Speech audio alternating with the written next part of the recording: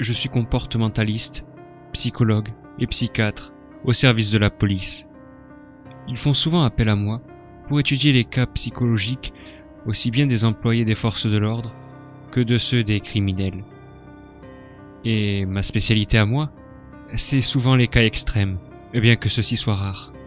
Par cas extrême, j'entends les criminels de type psychopathe. Heureusement pour moi, il y en a peu. Mais souvent, il a été démontré que pour devenir psychopathe, cela relate en fait d'un passé douloureux et difficile. Par exemple, une enfance atroce, ou un goût prononcé pour tout ce qui est morbide. Et bien souvent, le sujet commencera alors par de petits insectes, ensuite par de petits animaux, pour finir par de plus gros animaux de type domestique comme des vaches, des chevaux, des chiens, des chats.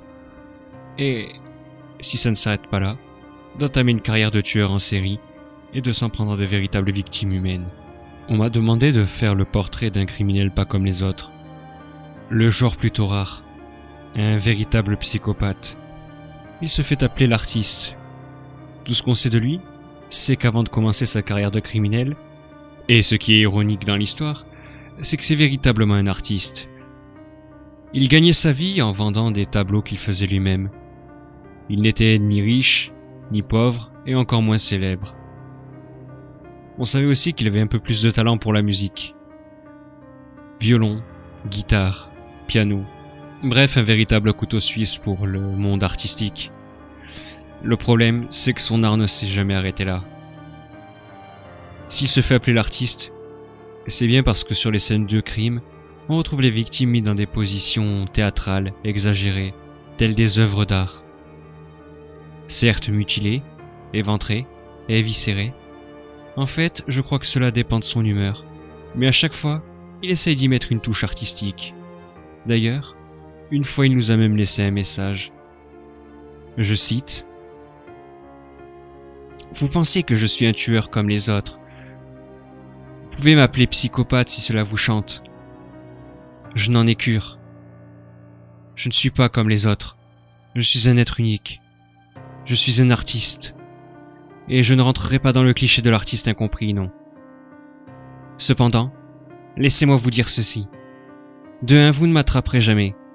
Et pourtant, Dieu sait que je vous laisse des indices. Sur mon identité, le lieu où je vais frapper, et j'en passe.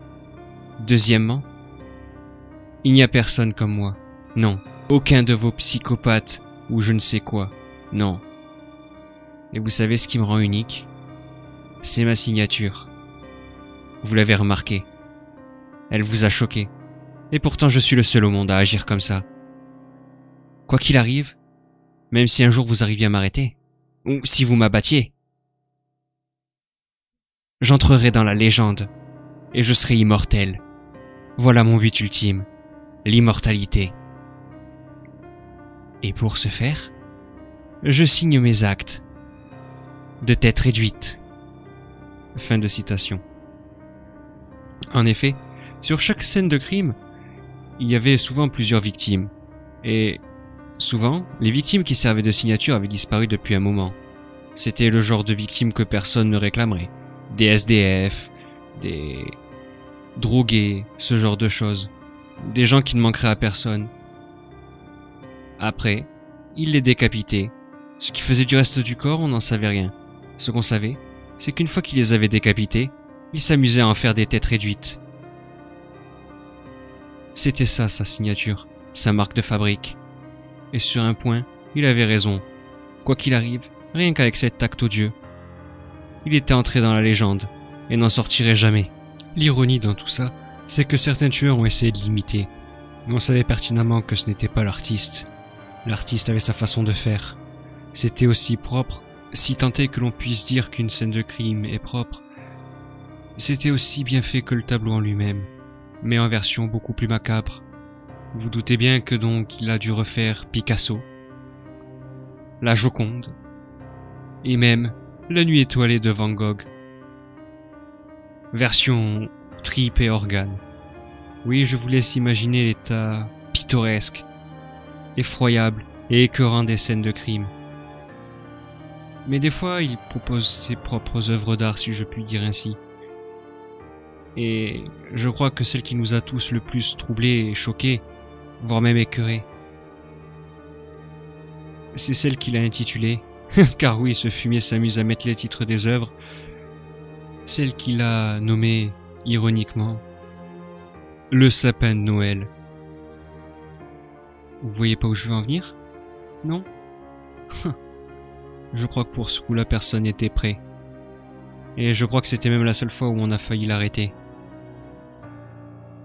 Il était vraiment pas loin quand on est arrivé. Mais c'était déjà trop tard.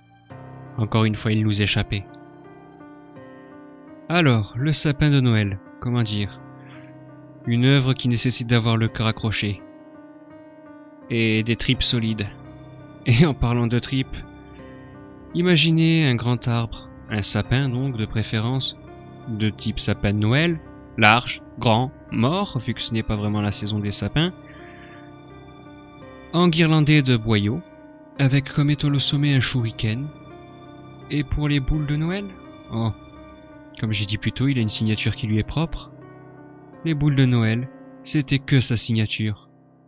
Une armée de têtes réduites. Depuis un certain temps, il s'est calmé. Mais à ce jour encore, je suis incapable de dire ce qui lui a donné l'envie de se lancer dans le crime.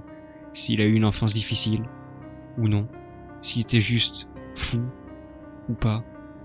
À savoir qu'en plus, certaines personnes saines d'esprit peuvent vriller du jour au lendemain. Et je ne savais pas. On avait beau chercher, on ne trouvait aucune réponse à nos questions. Une chose est sûre, l'artiste nous filait entre les doigts, à chaque fois. Impossible à arrêter. Et comment il choisissait ses victimes?